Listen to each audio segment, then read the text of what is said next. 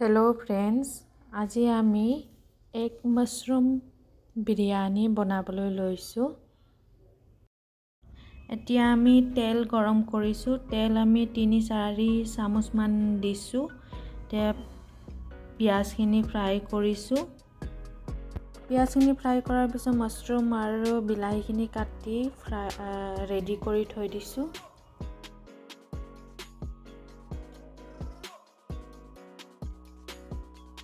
এতিয়া আমি ডিমখিনি বাকলি গুচাই ৰেডি কৰিছোঁ।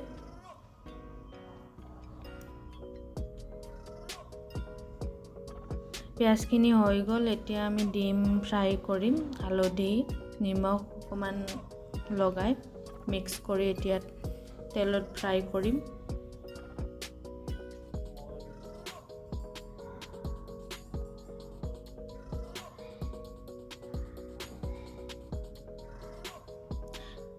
ডিমখিনি ইমান ফ্ৰাই নকৰোঁ, জাষ্ট অকণমান 2-3 মিনিটৰ কাৰণে ফ্ৰাই কৰিম।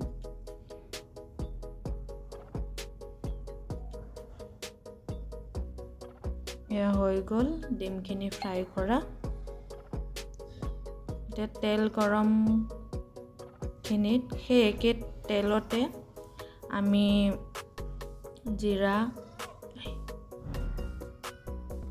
আমি বাসমতি ৰাইচটো বইল কৰি আগতীয়াকৈ থৈ দিছোঁ। তাত ইলাইচি জিৰা আমি দি তাতে বইল কৰিছোঁ। এতিয়া গৰম তেলত জিৰা লং ডালচেনি দি মছলা জিঞ্জাৰ গাৰ্লিক পেষ্টটো ফ্ৰাই কৰিছোঁ।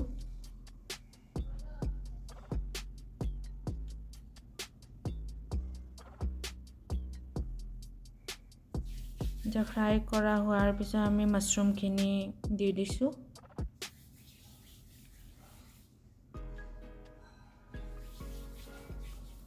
ইয়াতে নিমখ অকণমান দিছোঁ, 1 চামুচ নিমখ।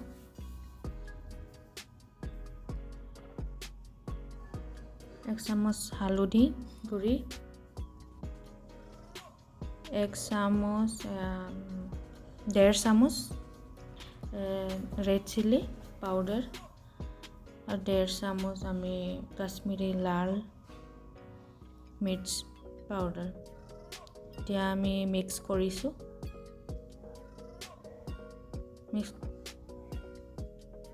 এতিয়া আমি ফ্ৰাই কৰা অনিয়নখিনি মাশৰুমত দি দিছোঁ। 5 মিনিটৰ কাৰণে আমি ঢাকি থৈ দিছোঁ। এতিয়া 5 মিনিট হোৱাৰ পিছত বিলাহী আমি দি দিছোঁ। এইখিনি দিয়াৰ পিছত আমি 2 মিনিট ফ্ৰাই কৰাৰ পিছত আমি 3 চামুচ হোমমেড বিৰিয়ানী মছলা আমি দি দিছোঁ।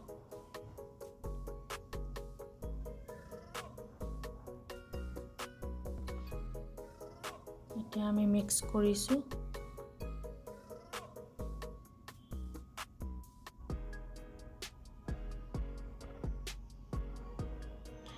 পাঁচ মিনিটৰ কাৰণে আকৌ পুনৰ ঢাকি থৈ দিছোঁ।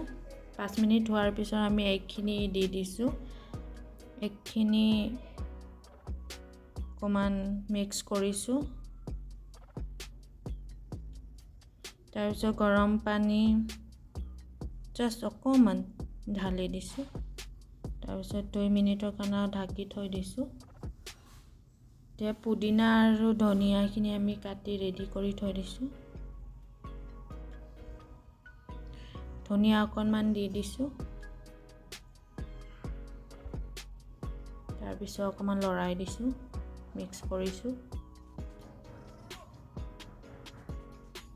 2 মিনিটৰ কাৰণে আকৌ ঢাকি থৈ দিছোঁ। তাৰপিছত 2 মিনিট হোৱাৰ পিছত আমি ৰাইচখিনি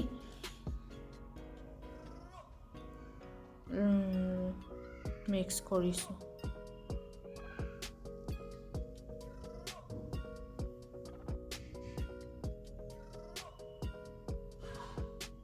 তাৰপিছত ফ্ৰাই কৰা অনিয়নখিনি আমি লেয়াৰ হিচাপে দি দিছোঁ।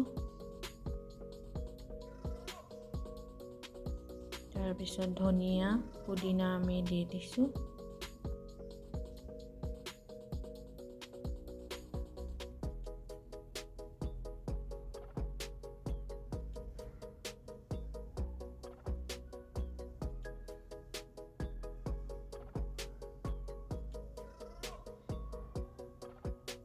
তাৰপিছত গাখীৰ অকণমান, আমি কেশৰ গাখীৰখিনি দিব লাগিছিলে কিন্তু কেশৰ নোহোৱাৰ বাবে গাখীৰ অকল দি দিলোঁ।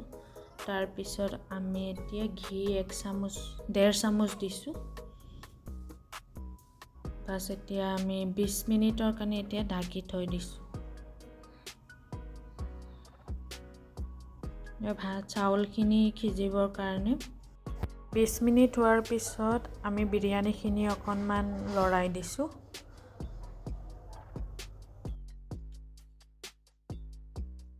এয়া বিৰিয়ানী খাব পৰা হৈ গ'ল। যদি ভিডিঅ'টো চাই আপোনালোকে ভাল পাইছে তেন্তে লাইক, ছাবস্ক্ৰাইব আৰু শ্বেয়াৰ কৰিব নাপাহৰিব।